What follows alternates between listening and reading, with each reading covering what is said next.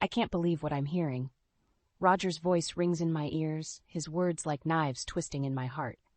Jade, I know this is difficult, but I have to be honest with Vivian. I'm leaving her. You and our child are my priority now. My hands tremble as I clutch the phone, eavesdropping on the conversation that shatters my world. How could the man I've loved for over 20 years so callously throw away our marriage? Rage and sorrow war within me as Roger ends the call. I confront him, my voice shaking with the strain of holding back tears. Who is Jade? And what child are you talking about? He meets my gaze, his expression devoid of remorse. Jade is the woman I love. She's pregnant with my baby. The blunt admission knocks the wind out of me. You've been having an affair? I whisper, praying this is some cruel joke. Roger shrugs nonchalantly. For the past 2 years, I want a divorce, Vivian. It's over between us. His heartless dismissal of our marriage unleashes a torrent of emotions. Disbelief, rage, devastation. How could the man I sacrificed so much for discard me so easily? Does our life together mean nothing to you? I cry out, hot tears streaming down my cheeks. Roger's face hardens. It did once, but not anymore. I'm sorry, but I've made my choice. His words cut deeper than any physical blow. In that moment, I realize the man I loved is truly gone, replaced by a callous stranger. As he turns and walks away, I sink to the floor, my world shattered into a million pieces. I sit on the couch, staring blankly at the wall as tears streak down my face. How could Roger do this to me, to us? After everything we've been through together, he just casts me aside like garbage. The front door opens and Kylie walks in, her cheerful expression morphing into one of concern. Mom? What's wrong? I struggle to find the words, my throat constricted with emotion. Drawing a shuddering breath, I finally manage, Your father, he's leaving me, for another woman. Kylie's eyes widen in disbelief. What? That can't be right. Dad would never. Shaking my head, I recount the conversation I overheard, each word another dagger to my heart. As the truth sinks in, Kylie's face contorts with rage. That lying, cheating bastard, she explodes, slamming her fist against the wall. How could he do this to you? To our family? I flinch at her uncharacteristic outburst, but I can't blame her. The betrayal cuts deep for both of us. Kylie has always been a daddy's girl. I don't understand, I whisper brokenly. We were supposed to grow old together. Kylie wraps her arms around me, her own tears flowing freely. Screw him, Mom. We don't need that piece of garbage in our lives. Her words ignite a spark of determination within me. She's right. Why should I crumble for a man who so readily discarded our family? Pulling back, I meet Kylie's gaze, my eyes hardening with resolve. You're right. He made his bed, and now he can lie in it, alone. A slow, vindictive smile curves Kylie's lips. He's going to regret this, Mom. I'll make sure of it. I return her smile, a newfound sense of purpose rising within me. We'll make him regret it together, sweetheart.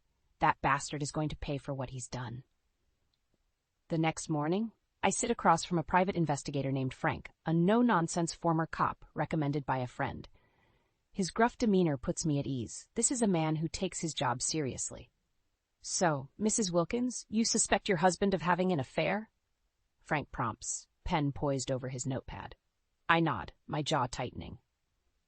More than suspect. I overheard a conversation where he admitted to being involved with another woman, someone named Jade, who's pregnant with his child. Frank's eyes narrow.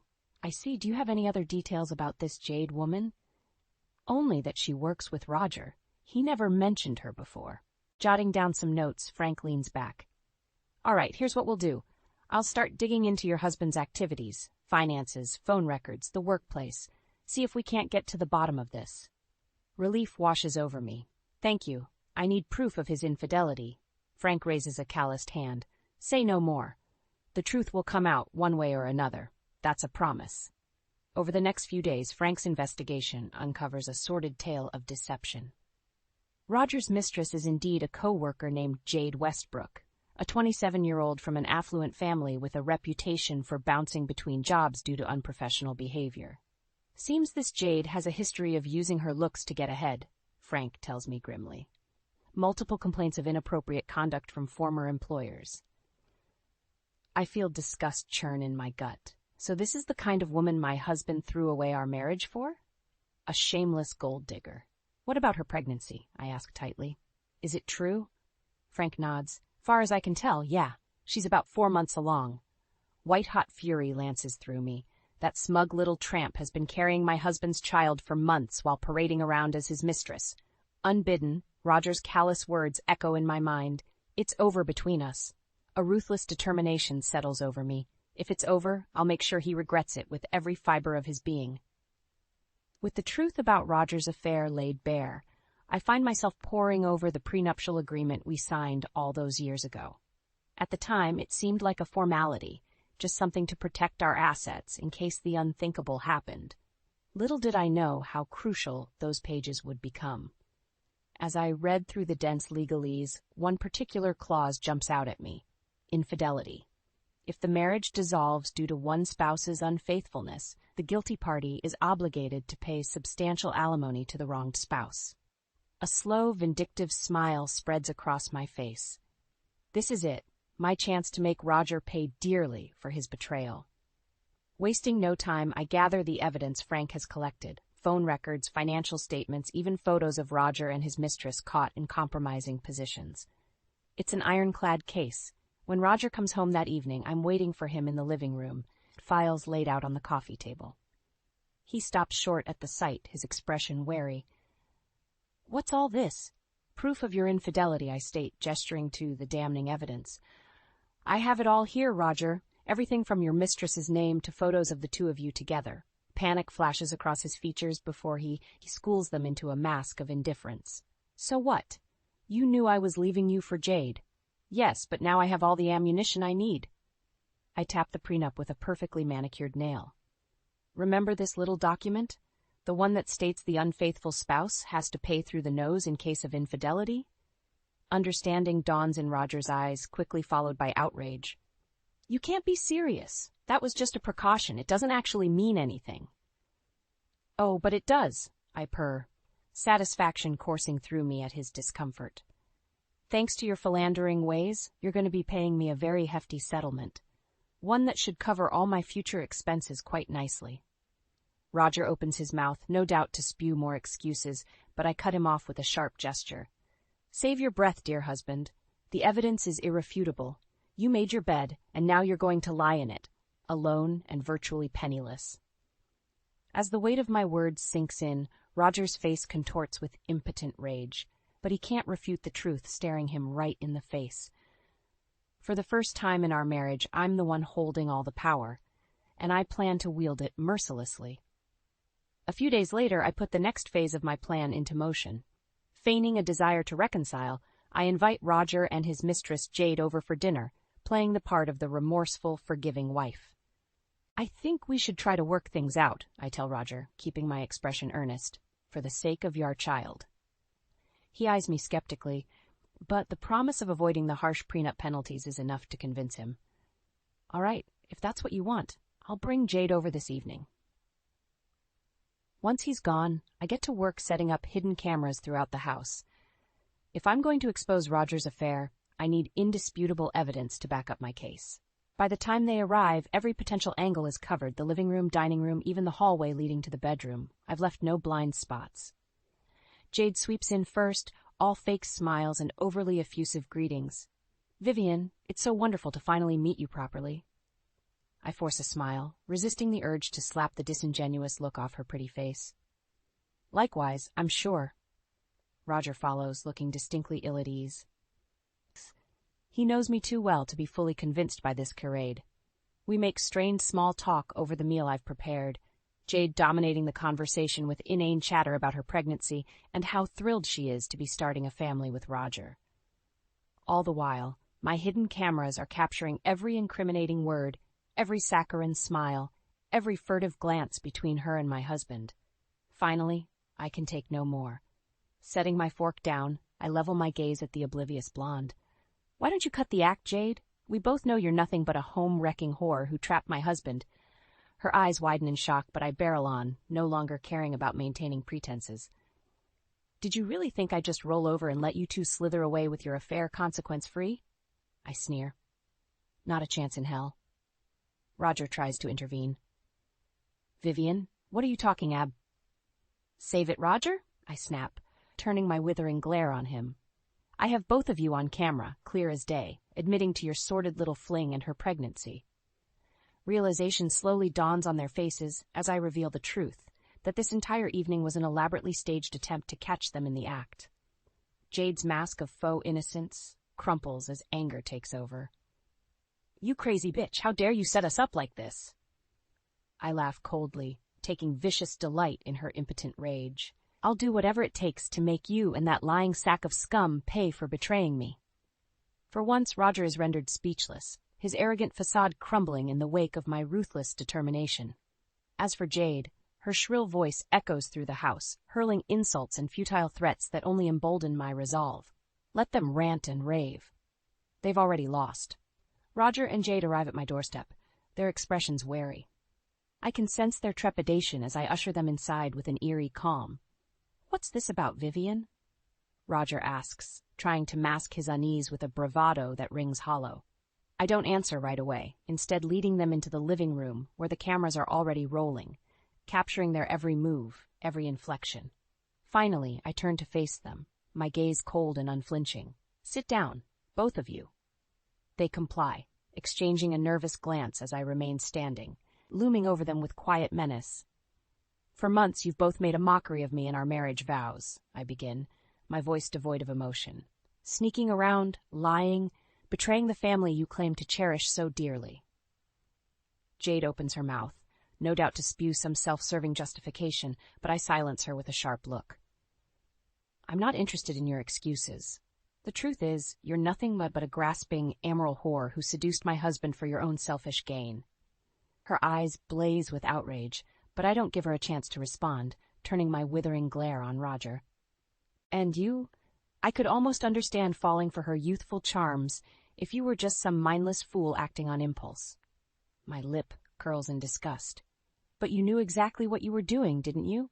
Carrying on this sordid affair for years, lying to my face every single day while you reveled in your deception. Roger flinches as if struck, finally seeing the depth of my fury laid bare. Well, no more lies, I declare, retrieving a thick file from the side table. I have all the proof I need, right here. With a few deft movements, I scatter the damning contents across the coffee table. Phone records, receipts, even photos of their trysts caught in full lurid detail. You didn't think I'd just let you slink away into your sordid new life together, did you? Letting the barest hint of a sneer creep into my voice. Not without making you both pay dearly for your transgressions. Jade's expression cycles through a gamut of emotions, shock, fear, anger, before settling into a mask of defiant arrogance. You're insane, she spits, chin raised haughtily. We're leaving, and there's nothing you can do to stop us. She makes to rise, but I slam my palm down on the table, making them both jump. Sit down. Each word is bitten off with lethal precision. Unless you want every sordid detail of your affair splashed across the front pages, I suggest you keep your mouth shut and listen very carefully. The fight visibly drains from Jade as the weight of her predicament sinks in. Even Roger seems to shrink back, his earlier bravado evaporating like a puddle in the sun. They have no choice but to face the consequences of their actions. And I intend to make those consequences utterly ruinous. The room is utterly silent, save for the sound of Roger and Jade's ragged breathing. They stare at the incontrovertible proof of their affair laid out before them, the smug arrogance from moments ago utterly shattered. Roger is the first to find his voice, a desperate whine creeping into his tone. Vivian, sweetheart, let's not do anything rash here. We can work this out like adults. I laugh, a harsh, mirthless sound that makes them both flinch. Oh, we're well past the point of working things out, dear husband. You made your choices, and now you'll face the consequences. Shifting my steely gaze to Jade, I watch in satisfaction as she shrinks back under my withering glare. As for you, you conniving little whore, did you really think seducing a wealthy married man would secure you a life of pampered luxury? I sneer. How pathetic and predictable. Her eyes blaze with impotent fury, but she knows better than to try arguing. Not when I hold all the cards. Please. Roger tries again, a desperate edge creeping into his voice. There has to be something I can do, some way to make this right. Make it right? I echo, arching one sculpted brow. You threw away 20 years of marriage for a cheap fling with this. I gesture disdainfully at Jade. This vapid little tart. There's no making that right. Jade opens her mouth, no doubt to spew more self-righteous indignation, but I cut her off with a sharp look. I wouldn't say another word if I were you. I warn her coldly. In fact, you'd be wise to start considering just how broke and humiliated you're willing to be once this all comes to light. Understanding slowly dawns in her eyes, quickly followed by panic. You can't be serious. Roger would never let you ruin us like that. I laugh again, taking vicious delight in her fear. You clearly don't know Roger at all if you think he has any say in this matter anymore. Turning back to my soon-to-be ex-husband, I allow a vindictive smile to curve my lips. The evidence I have is utterly damning, Roger. I'd advise you to start getting your affairs in order, because you're about to lose everything. His face contorts in a mix of rage and horror as the gravity of the situation hits home. I can practically see the desperate calculations running through his mind as he grasps at any remaining straws. But there's no way out. Not this time. He's well and truly caught in the trap of his own making. Please. It's Jade's turn to beg, all traces of arrogance gone as she crumples before me. I'm carrying his child. You have to consider that. I meet her pleading gaze with cold, pitiless eyes. I am considering it. And do you know what I've concluded? She shrinks back, shaking her head mutely. That child is the only reason you two miserable creatures get to walk away from this with anything at all. My smile turns razor-edged. But make no mistake, by the time I'm through, you'll both be flat broke and utterly disgraced. The words hang heavy in the air, a death knell for the lives they once knew. Roger stares at me in mute horror, realizing too late the ruthless determination he's awakened. As for Jade, she can only bury her face in her hands, shoulders shaking with helpless sobs as the cruelty of her predicament sinks in. They wanted to play with fire? Now they'll burn. The next few months are a whirlwind of legal proceedings and negotiations as I ruthlessly leverage the weight of the evidence against Roger. True to my word, I ensure he's left financially destitute by the time everything is said and done. Per the draconian prenup penalties for infidelity, he's forced to pay me a settlement large enough to maintain my current lifestyle for years to come. All of our joint assets and investments are liquidated, with the lion's share awarded to me. Even his retirement funds take a significant hit, leaving him with just a bare minimum to scrape by on. I make sure every last dime is extracted from that lying, cheating bastard. As the final decree is handed down, I can't help the vindictive smile that curves my lips at the sight of Roger's ashen, defeated expression. This is what he deserves for so callously betraying me. Jade doesn't fare much better. Once Roger's finances are laid bare, she realizes her dreams of a pampered, wealthy future are going up in smoke. The gravy train has unceremoniously ground to a halt. I'll never forget the look of impotent rage on her face as the court proceedings play out, stripping away her ill-gotten gains piece by piece. By the end, she's left with nothing. No money, no wealthy lover to leech off of, just a bastard child and a ruined reputation. The ultimate insult comes when she tries to plead with me one final time outside the courthouse, working-class roots clearly showing through her once-polished veneer. Please, Vivian. I'm carrying his child. She beseeches me, one hand cradling her swollen belly. You have to give us something to start over with. I regard her coldly, feeling not one shred of pity or remorse. You should have thought about that before you stuck your grubby little paws all over my husband. As far as I'm concerned, you're getting exactly what you deserve. Her expression crumples with the realization that I'm utterly unmoved by her plight. Shoulders slumped in defeat, she turns and slinks away, the gates of her meal ticket to the high life forever barred. In the aftermath, Roger attempts to grovel and beg forgiveness, but I shut him down at every turn. He made his choices, and now he has to live with the consequences. Penniless, alone, and utterly disgraced, thanks to the evidence I've systematically leaked. No more lavish vacations or nights out on the town for him. Just a quiet, impoverished existence as the world watches his spectacular fall from grace play out. As for me, I'm finally able to move on and start fresh, free of the weight of his betrayal. Kylie and I take a long-awaited dream vacation to Italy, reveling in our newfound freedom and financial security. Watching her smile and laugh again without a care in the world is the greatest reward I could ask for. We've both been through hell, but we made it out the other side, battered but unbroken. And Roger? He can choke on the ashes of everything he threw away for a pretty face and a few rolls in the proverbial hay. I'd say I feel sorry for him, but I'd be lying. The only thing I feel is a deep, abiding sense of satisfaction. Justice has finally been served.